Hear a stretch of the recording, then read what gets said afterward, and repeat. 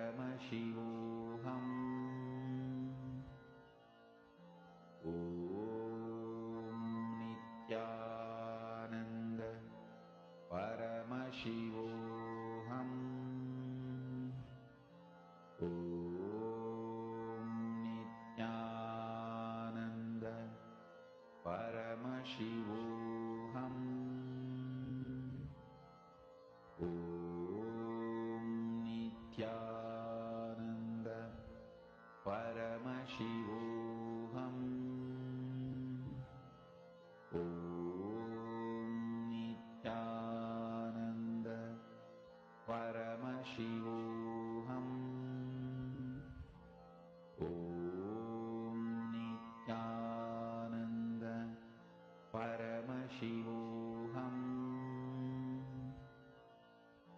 Om Nithyananda Paramashivoham. Om Nithyananda Paramashivoham. Om Nithyananda Paramashivoham. Om Nithyananda Paramashivoham. Om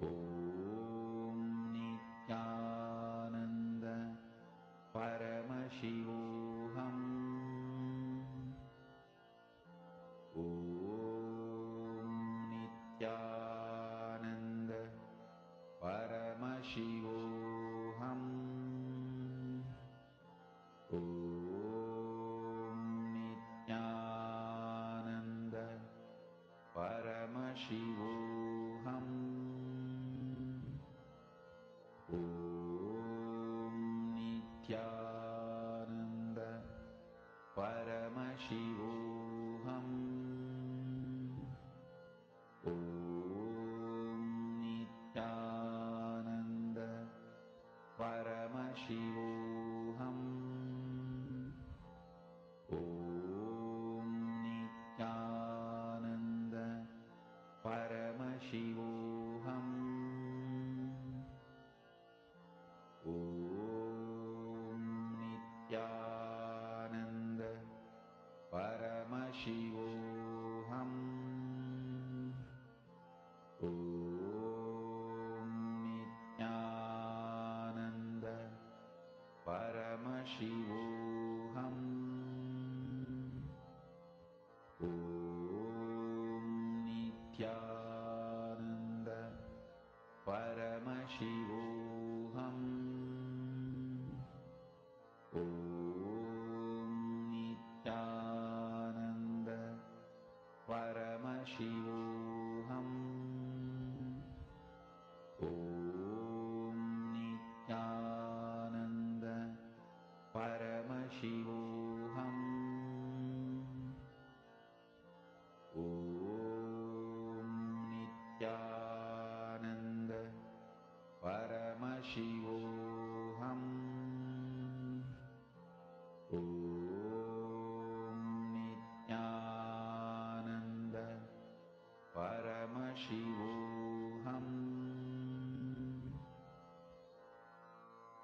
Mahamahavagya, spiritual lullaby for samadhi, and Suprabhatam, wake up call, wake up song for Paramashiva.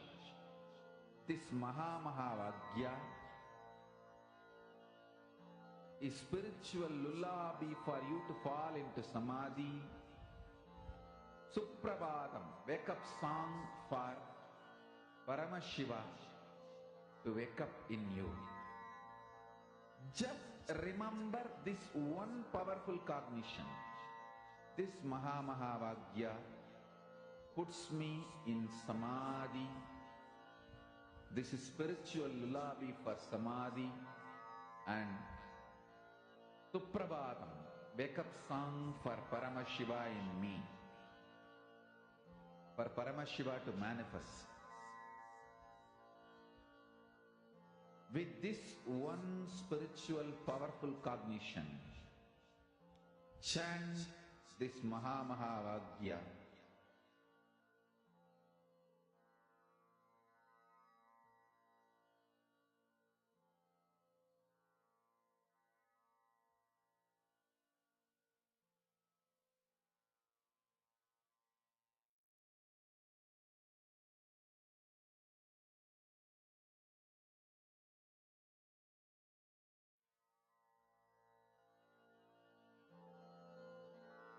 Mahamahavagya, spiritual lullaby for samadhi. and Suprabhatam, wake up call, wake up song for Paramashiva. For Paramashiva to manifest. With this one spiritual powerful cognition, chant this Mahavagya. Om Nithyananda Paramashivoham. Om Nithyananda Paramashivoham. Om Nithyananda Paramashivoham. Om Nithyananda Paramashivoham. Om Nithyananda Paramashivoham. Om Nithyananda Paramashivoham. Om Nithyananda Paramashivoham. Om Nithyananda Paramashivoham. Relax. Now, let us enter into the next session where we learn to train our brain to develop the subtle brain grooves. Paramashivoham.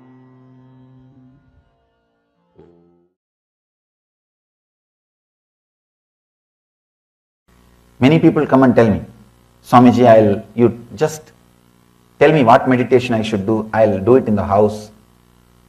I tell them, you will never start. You will never start. Attend a meditation workshop. In the whole group, you are forced to do. Naturally, what I'll say, tie your eyes, close your eyes, tie the ribbon. You can't do anything. You may be feeling lazy, but you can't do anything. I've seen these fitness instructors. They don't care. They don't even look at your face that you are expressing your tiredness. No, this hand is paining, that hand is paining. They don't look at you. They just say, do 1, 2, 3, 30 seconds, 2, 30 seconds, 30 seconds, 30 seconds. Right attitude. You are here saying, no. They don't bother. They just turn their face that side. Up, down, up, down, up, down.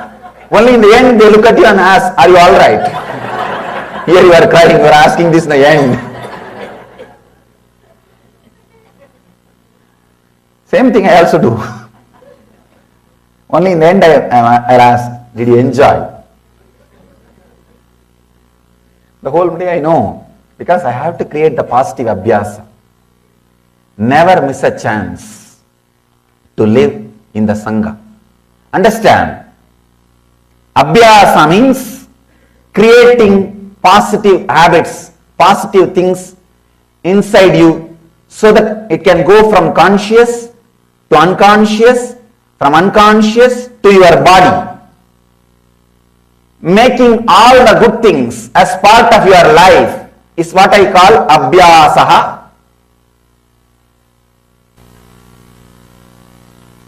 Patanjali very beautifully says, I just wanted to repeat that word. Tatra stitau yatnobhyasaha. The effort to remain constantly in that elevated state of awareness is abhyasaha. Understand? Many times when you listen all these words, you get completely inspired. I have decided from tomorrow, I am not going to miss Nithya. And you buy Nithya CD, DVD, ACD, audio CD, book. Sometimes I have seen husband will buy one set and wife will buy one set. Wife will say, no, if you are reading that book, in that page, I don't want to interfere you. I want my own set. And all kinds of things. and everything is ready except you. Except you. In the initial level, you need to go to a spiritual place. I can say this is a positive pub, where you see the body language of the people who drink divine, who drank the divine, who are enjoying, who are radiating it, who are dancing with it, who are living it. You need to see their body language. You yourself need to be in that space. You need to be encouraged. You need that positive abhyasa. He says, effort to remain constantly in that elevated state of awareness. The big problem is, your body is unconscious. It has learned many habits earlier for so many years. So when you suddenly experience some higher truths, one glimpse, one strong experience, but your brain grooves are not habituated to hold on to that experience or to hold on to that high state of consciousness. The brain grooves are created only in a usual unconscious way. So what happens? You come down. Even I came down.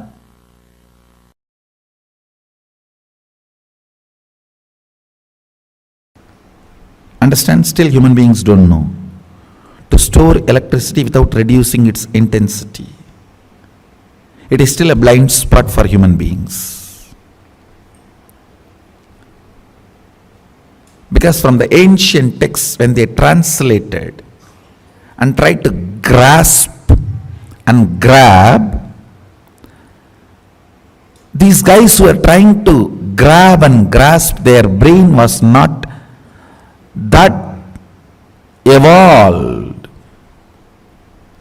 The brain grooves were not that evolved. Understand?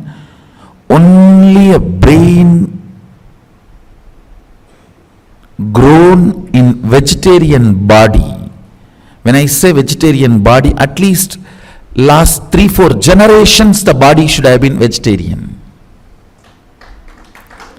Understand?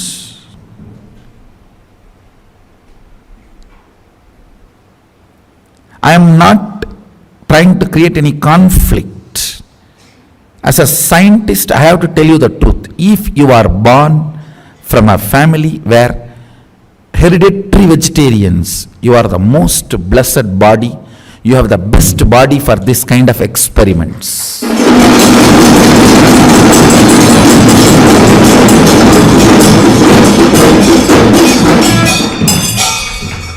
am telling you.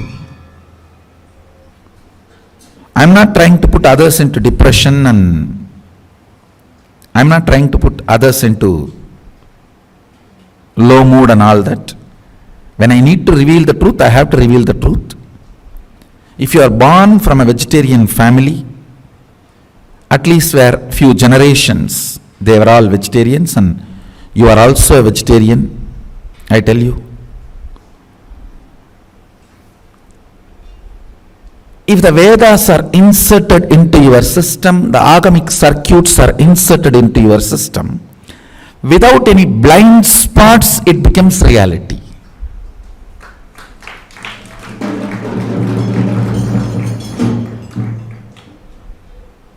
I tell you, all the Hindu gods and goddesses, their forms are nothing but the circuits seen by our rishis when they manifest those powers. The light circuit appears in the brain. For example, the knowledge, the light circuit appears in their brain is Mahasaraswati.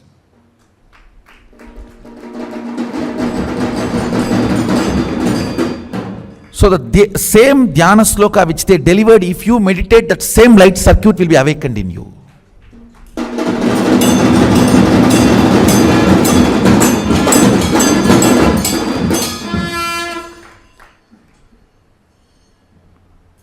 That is why the dhyana should be done with the dhyana sloka, not some shunya. All dhyana should be done with the dhyana sloka.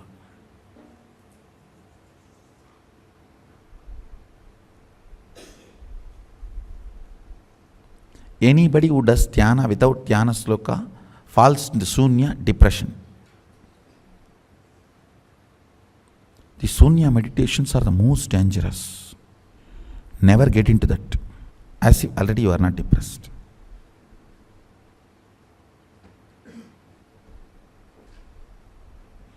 It is like a pig feels too dirty smell and puts the nose into the drainage.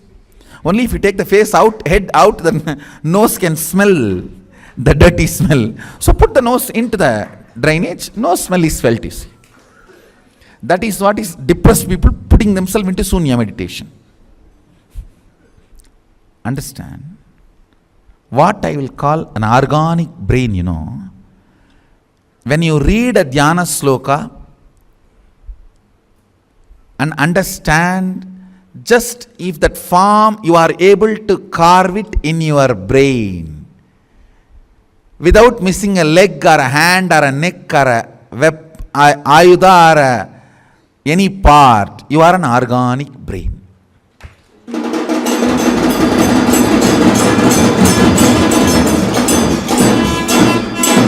Just you recite the dhyana sloka and you are able to just visualize and keep the visualization alive. Your brain is organic brain. This is a definition of an organic brain. Even Nirahara Samyama helps in a big way to make your brain into organic brain. If you do Nirahara, your ability to retain that energy circuit of dhyana sloka in your system drastically goes up. That is why upavasa during the vratas, and as you are asked to meditate with upavasa, with less food or less job for the stomach, you will be able to, your brain is capable of retaining the energy circuits and manifesting the powers. That is why the higher the energy, more hands and more heads are described, because your brain needs to hold on. Your brain needs to grow such subtle way. I tell you, on banana leaf, apply the ghee and eat the pure Kaveri organic ponni rice. The ability of your brain to grow subtle grooves, an ability to hold the higher understandings and visualizations. It is not a joke. 47% of Indian IAS is from Tambras, one organization. You think it is an accident? And 50% of Microsoft is Tamil, Telugu, Kannada Brahmins. You think it is an accident?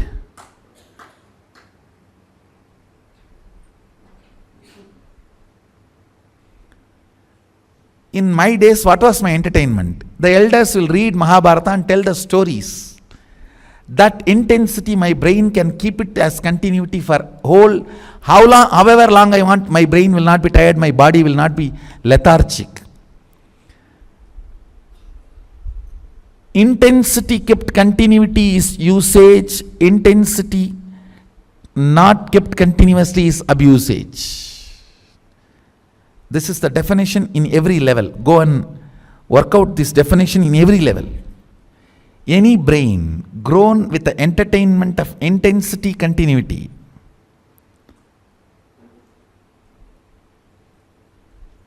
thanks to late invention of television.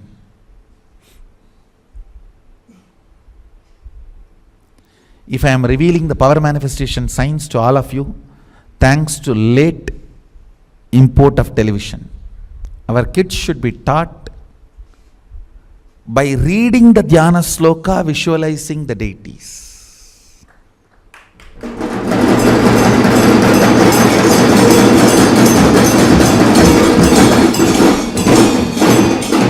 and drawing them or carving them or making them with your own hands.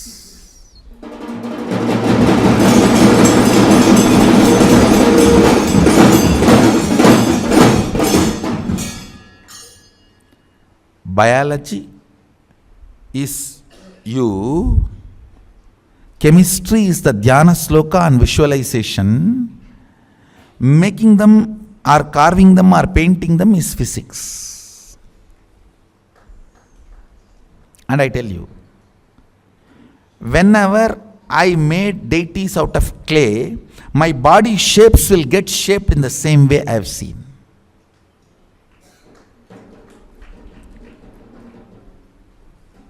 I have seen that happening in my life.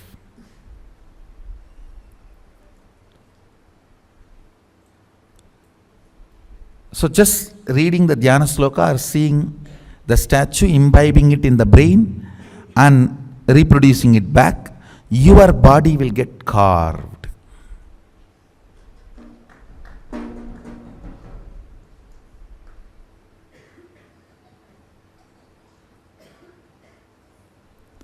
These are all the ways.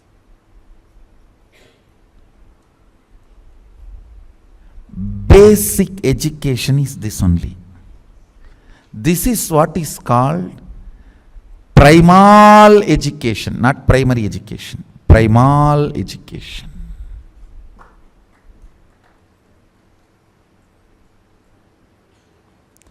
Where a child, by the simple instruction of words, is capable of visualizing and holding and reproducing that in the form of painting or art or a carving or anything. This is fundamentally the primary organic brain growing exercise and education.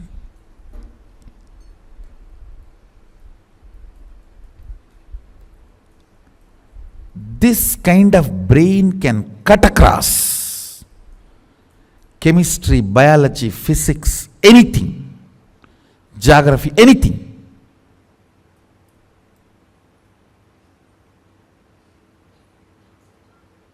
See, fundamental of the Vedic education is D. D means capacity to cut across and understand anything in the universe. That is what is given to you as an initiation as Gayatri. Bhurvuvasvaha tat saviturvarenyam pargo devasya dhimahi diyo yo na prachodayat. Let me meditate on that which awakens my Di, ability to cut across everything and see.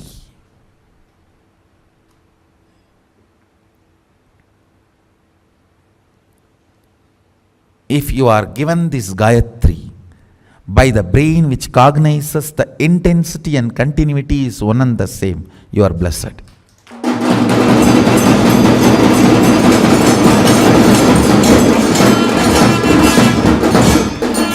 Because this seed will work in you with this Saktipada. Intensity and continuity is one and the same.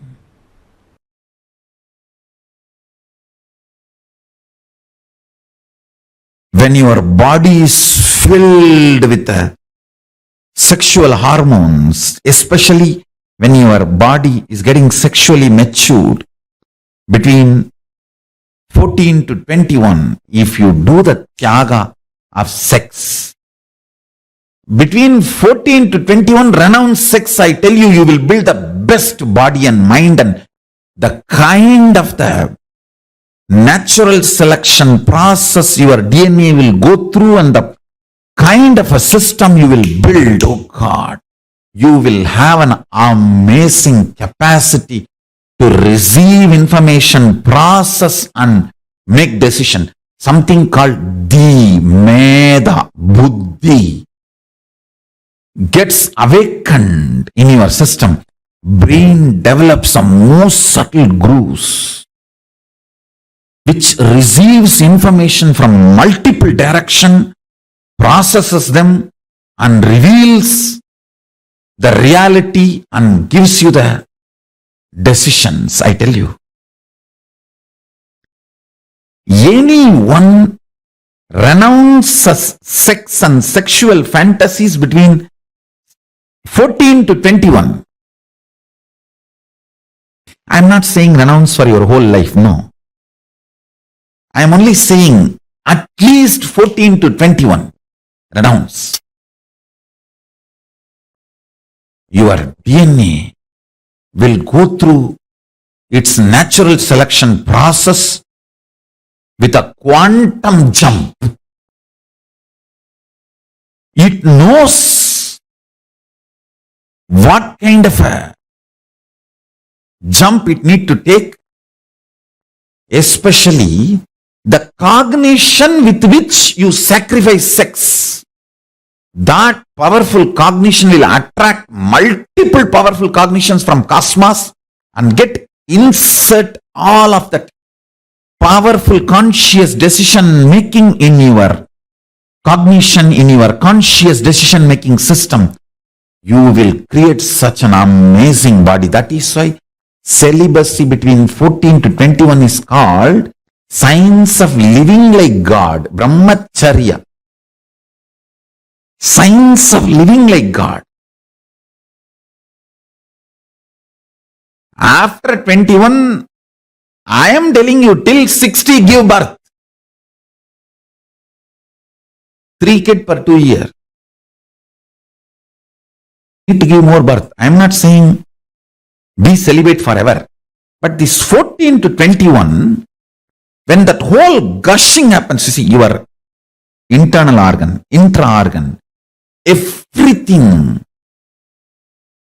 develops the way it is going to respond. That it's almost like your inner software gets written. That 7 years. During the time, Tyaga of sex does something extraordinary to your body, internal organ, intra-organ, and superconsciousness. In every level, the Tyaga, actually Tyaga is not moral lesson. It is a scientific lesson. In my Gurukul, Tyaga should be added under the classification of science, not moral. It's a science of living, not morals of living. No.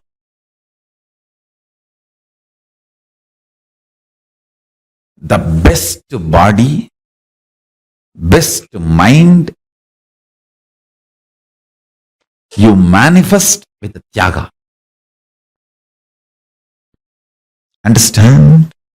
Between 7 to 14, body develops. Unfortunately, nowadays, even by 10, boys and girls become physically matured. So when I say 14 to 21, I meant in those days. If I have to precisely tell from the time you are physically matured to 21, that's the way I should put it. Because nowadays kids become physically matured due to the altered food and various reasons and social pressure to become sexually active, all that stupidity. By 10, they become sexually mature. From the time you become sexually matured till 21, every time you sacrifice the pleasure and visualization of sexual experience in multiple level, not only not allowing the pleasure, not allowing the fantasy, not allowing the pornography being fed into your system. If you just do Tyaga of sex completely, every time you renounce, do Tyaga, your DNA in the natural selection process takes a quantum jump and selects next level. That develops kind of a very powerful ability to cognize the existence, because The sexual hormones are the most powerful hormones. When you are able to do tyaga of the instincts invoked in you by the sexual hormones, you develop certain energy, strength, grooves in your brain and the whole system, which is beyond normal survival, multiplication, instinct based existence. See, unfortunately, this survival and reproduction, this instinct based existence is an animalistic existence. It is the tyaga you do at that time makes you divine. After 21, give birth 2 kids per year or 3.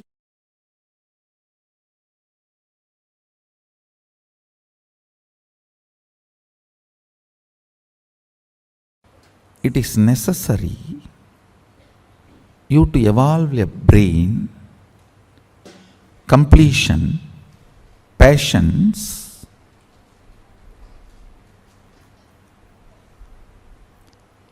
when I use the word patience, you can read it as will persistence, where the pure consciousness can reflect, the mirroring of the neuron can happen. It is necessary. One of the most powerful methodology to develop the subtle grooves in the brain and clean up all the toxic and parasite effects on your brain, try to do some visualization related activity like doing alankara to deities, carving deities, doing deities in clay or painting deities. Do something where you need to hold certain visualization in your head and your hand needs to express it. Hand or leg, anything is okay, because even in 64 arts, the painting through the leg is one of the art. Just by dancing, making the paintings, rangoli through the leg, anything.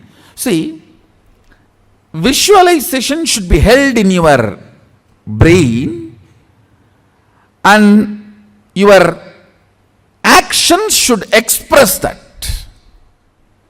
If you talk to my mother, she will tell that at least 300 to 400 clay deities I have made with my own hand. My mother used to scream. Now she is very happy I have done all that. In those days, she and my grandmother both will scream because I will not eat. Once I sit to do that, sometimes for 1 week I will not eat. She will be sitting with food, begging, come and eat, come and eat, come and eat. I will be just lost. And those days, you get only 2 big publications, Ramakrishna Mission and Ramakrishna Tapovanam. Ramakrishna Math has published Chandi, Devi Mahatmyam, the book name is. There all the Dhyana slokams of Devi will be there. I was actually a fanatic Shakta. You guys cannot believe. All the Devi I have, I carved it.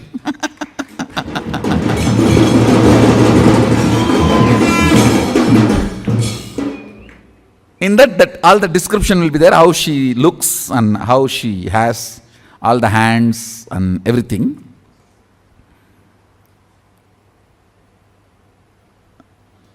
I'll get Ramakrishna Mission books. In that only the Dhyana Sloka and the Tamil meaning will be there. And after making, I'll get Gita Press books. Gita Press Chandi will have the diagram also. I will not see the diagram before making. I'll read and make the deity, and then with the Gita Press book, I'll verify whether what I made is right or wrong.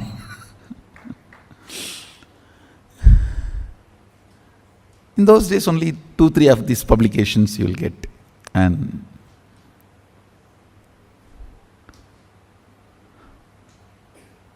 All this really helps a lot to understand and grasp the higher truths.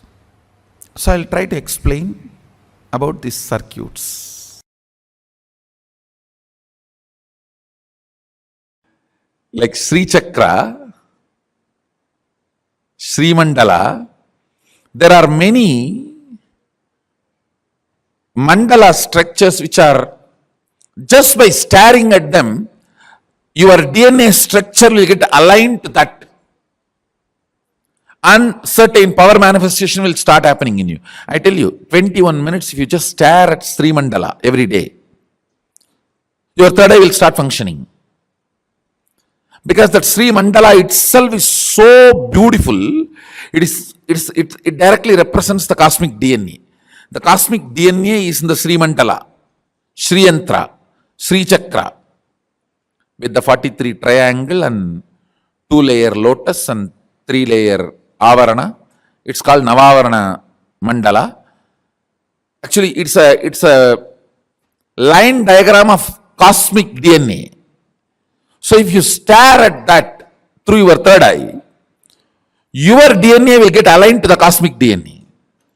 And you start manifesting powers.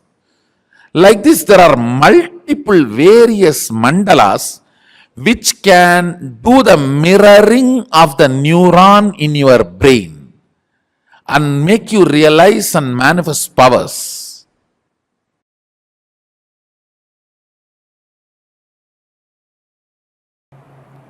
I should tell you, biggest enemy in your life is taste for anti-life.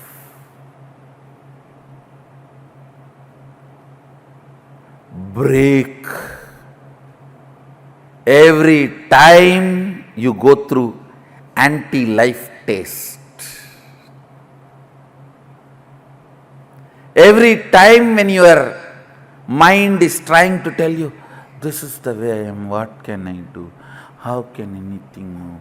What can anything happen? No! You are not yet end. That's the good news. You are only a seed. As long as you consider you are only a seed, you need to manifest your Sadashiva. Because, understand, Sadashiva constantly considers himself as a seed which need to manifest, yet to manifest, yet to manifest. Even after manifesting this whole Jagat.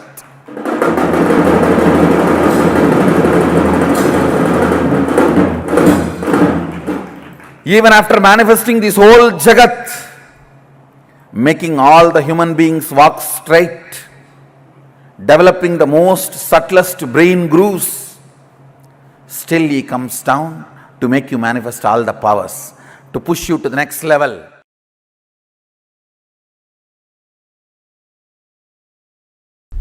Align your responsibility and align your enriching. Recognizing makes you manifest the state of Sadashiva. Understand? State does not need to be achieved, you have it. If Sadashiva is 100 unit integrity, you have 100 unit integrity. He is integrated to Turyadita, you are integrated to Sushupti, that's all. But the integrity unit is same. Recognizing the integrity to Turyadita builds an extraordinary, beautiful brain grooves, is equivalent to recognizing $1 billion is more worthy than the bag full of pennies. That recognition is what I call recognizing.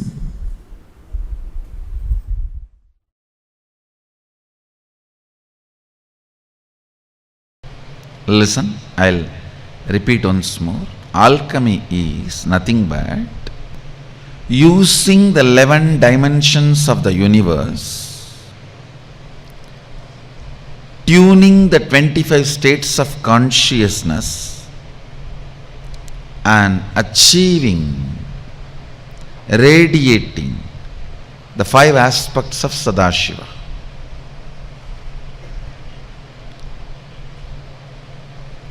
Multiple things are used in the alchemy science. It starts from preparing the ground on which the meditation, alchemy process is going to happen. From there it starts. A solidified mercury. Mercury solidified without chemical being added, just by the energy, means an enlightened incarnation, his body is capable of dismantling any molecule and assembling it as any other molecule in any place and space and time he wants. Understand? An enlightened incarnation is capable of dismantling any molecule, assembling it back as any other molecule or same in any place, time as he wants. With this power, dismantling the liquid form of a mercury and retaining its Mercurian quality in it, assembling it back as solid. I don't know how much of you. This is what is science of solidifying mercury. In this body I did this 3 times. One is under the Dakshinamurti, one is under the Bididi Garbhamandir, present Garbhamandir, one is under the Vaidya Sarovar, Nithyananda Lingam. It starts from preparing the ground and installing the solidified mercury and installing proper yantras, mandalas as per the instructions of Sadashiva. Even the breathing space where the people who go through the spiritual alchemy process, even the breathing space is purified by the traditional powerful incense and perfumes. The highest understandings about life, highest understandings about the universe, highest understandings about the Sadashiva, all that becomes a permanent experience. It is like making the most powerful subtle grooves in the system.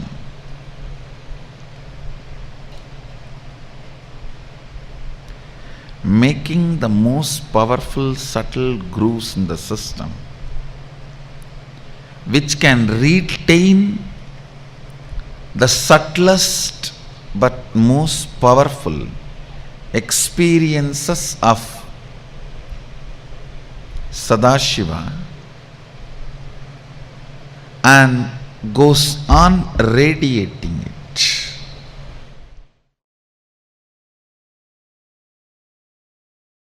Enjoy. If not, don't worry. Next 1 week, every night before going to sleep, take 1 spoon of Haritaki powder that has a capacity to make your brain grow subtle grooves which will make you understand these great truths. It is called Ojas. See, the subtle grooves in the brain is called Ojas, which needs high level of oxygen in your body, which has the capability to make you understand these great truths.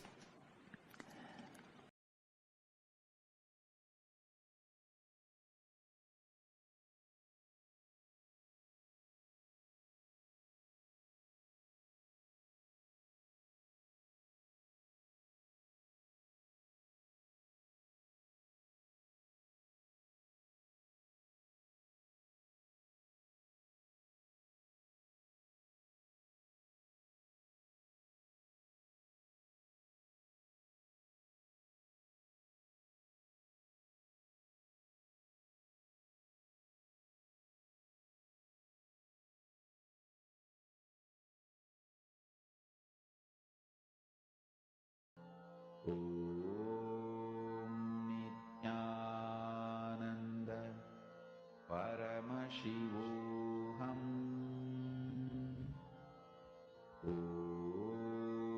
Nithyananda Paramashivoham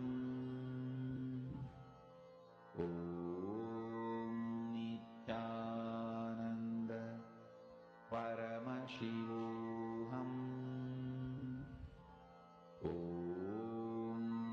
Nithyananda Paramashivoham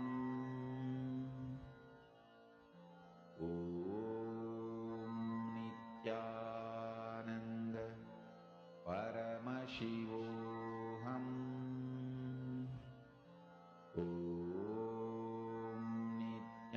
Nithyananda Paramashivoham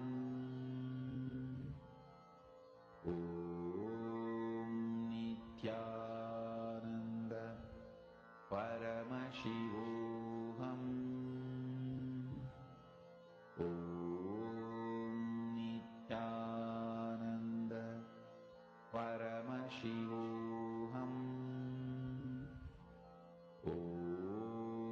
Nithyananda Paramashivoham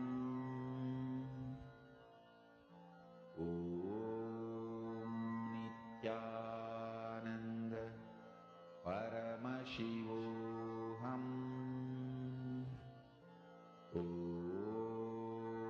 Nithyananda Paramashivoham Nithyananda Paramashivoham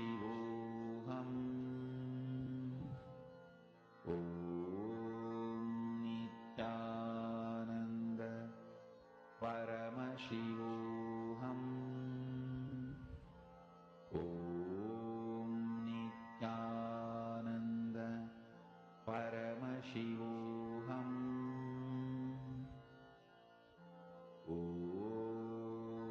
Nithyananda Paramashivoham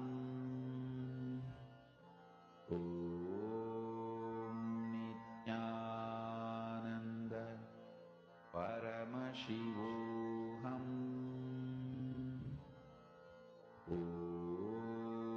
Nithyananda Paramashivoham Nithyananda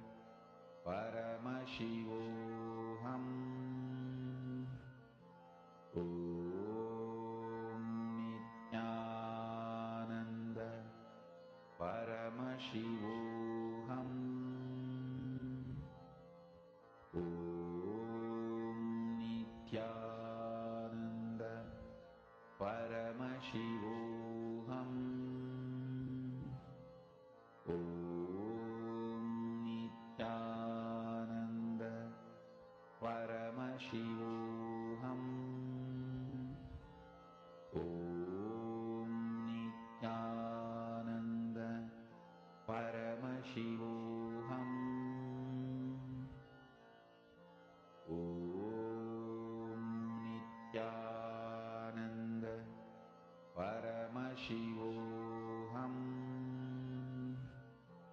Om Nithyananda Paramashivoham. Mahamahavagya, spiritual lullaby for samadhi. And Suprabhatam, wake up call, wake up song for Paramashiva. This Mahamahavagya is spiritual lullaby for you to fall into samadhi. Suprabhatam, wake up song for Paramashiva to wake up in you. Just remember this one powerful cognition. This Mahamahavagya puts me in samadhi. This is spiritual lullaby for samadhi. And Suprabhatam, wake up song for Paramashiva in me. For Paramashiva to manifest. With this one spiritual powerful cognition, chant this Mahamahavagya.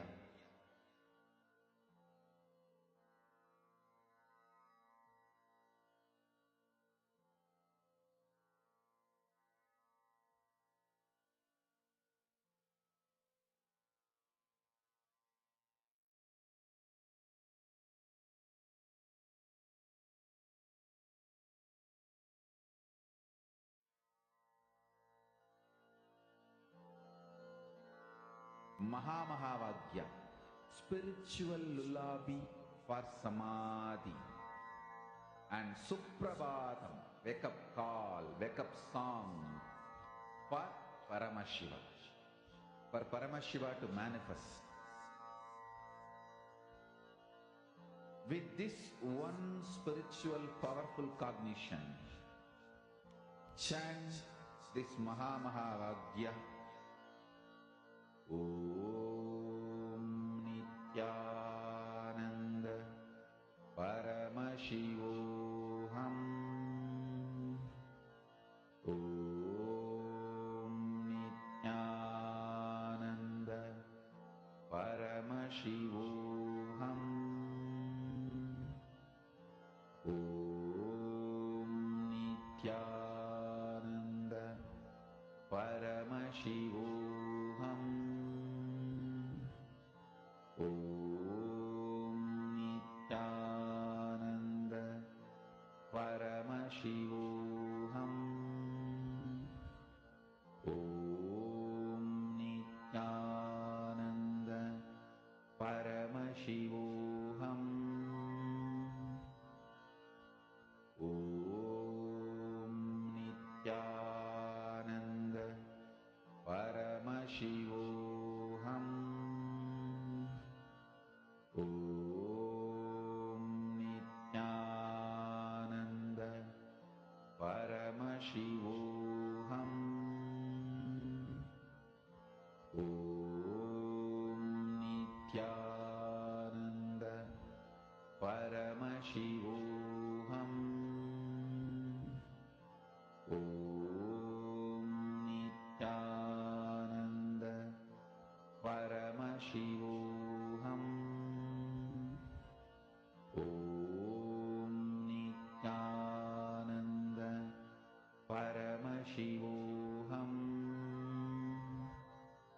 Om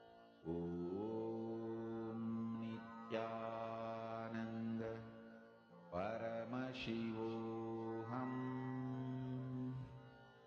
Om Nithyananda Paramashivoham.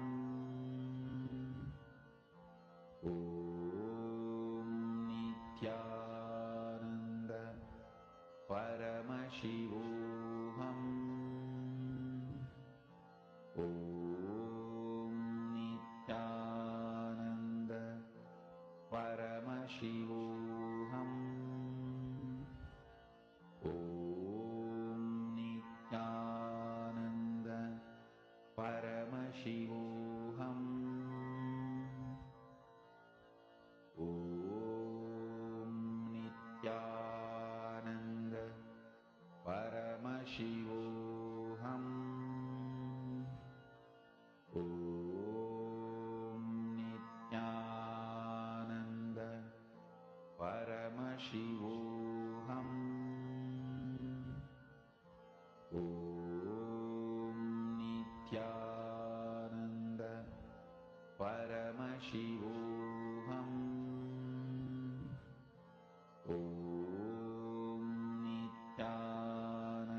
Nithyanandam, we apologize for the technical glitch. We apologize to all the participants for the technical glitch. Hope all of you are able to see us and hear us now. Now, all of us listen to about how we can train our brain to be able to reflect the cosmos.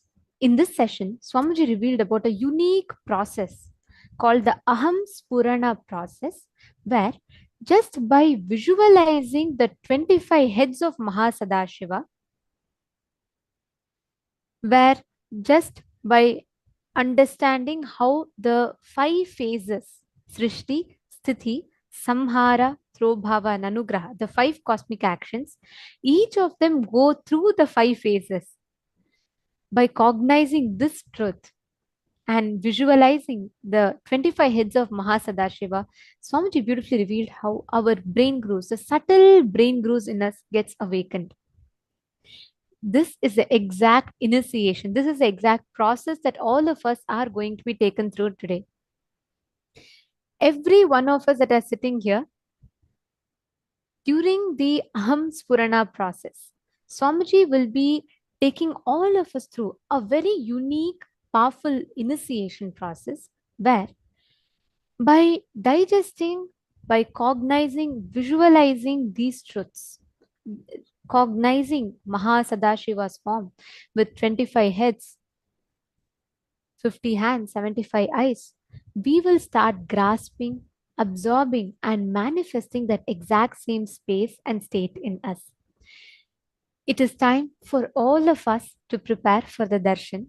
We request all the participants of Paramashivoham Level 1, Level 2, and Level 3 to please come and be seated in front of the camera.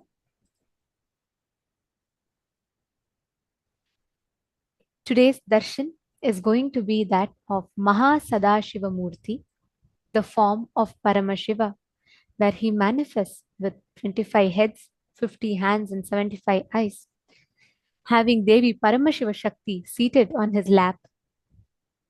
Today, all the participants of Paramashivoham Level 1 will be receiving the initiation into authenticity, the Mano Shakti Diksha, where they experience the authenticity awakening in them. To all the Paramashivoham Level 2 participants, all of the Paramashivoham Level 2 participants are going to be blessed with the initiation into completion. So, Purnatva and completion with others. And to be able to live and practice the Nididhyasana, being able to live and experience the principles that Swamiji is revealing. And to all the Paramashivoham Level 3 participants that are here with us, all the Paramashivoham Level 3 participants are going to be having a very unique, powerful process where just by visualizing the cosmic form of Mahasadashiva Murti, Swamiji is going to be awakening the subtle brain grooves in us, rewiring our brain to be able to reflect the cosmos. This is a very special process called the Aham Spurana process. Swamiji beautifully reveals how this process literally kindles our the subtle brain grooves in us to be able to grasp, cognize the higher dimensions of the cosmos.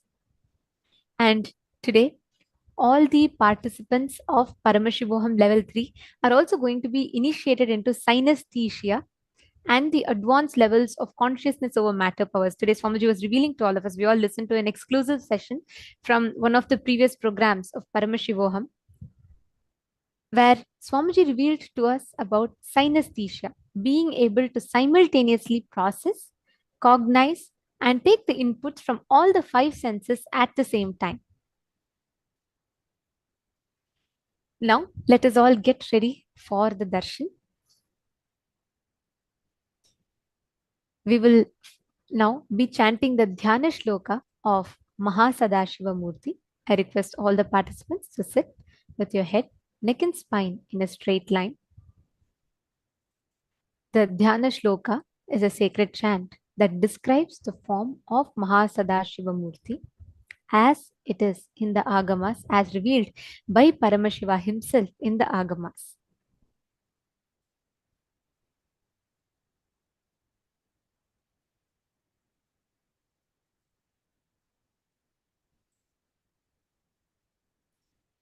I request all the participants to please settle down.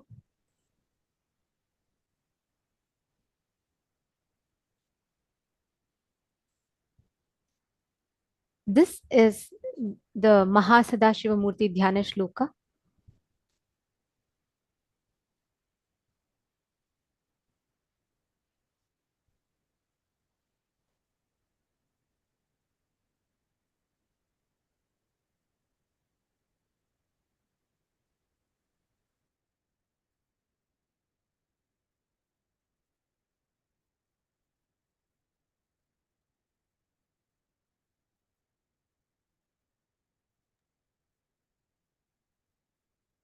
Anam Shrunutaf Brahmana Sarve Guhyad Guhyataram Param Asti Melorudhadbhage Mahan Kailasa Parvataha Sambasya Sagunasyayam Sabhaktasyendu Maulinaha Samvaso Yojananam cha Vimshat Kotibhirayataha औनत्यमेतद्विगुण मस्य ज्ञेयं द्विजोत्तमाः नवरत्नमयं तस्य मध्ये शिखरमुत्तमं तत्रालयो महेशस्य नानारत्नविचित्रतः प्राकारगोपुराट्टाल वलभिर्विराजितः तथा सिंहासने तत्र महाशम्भुः सदाशिवः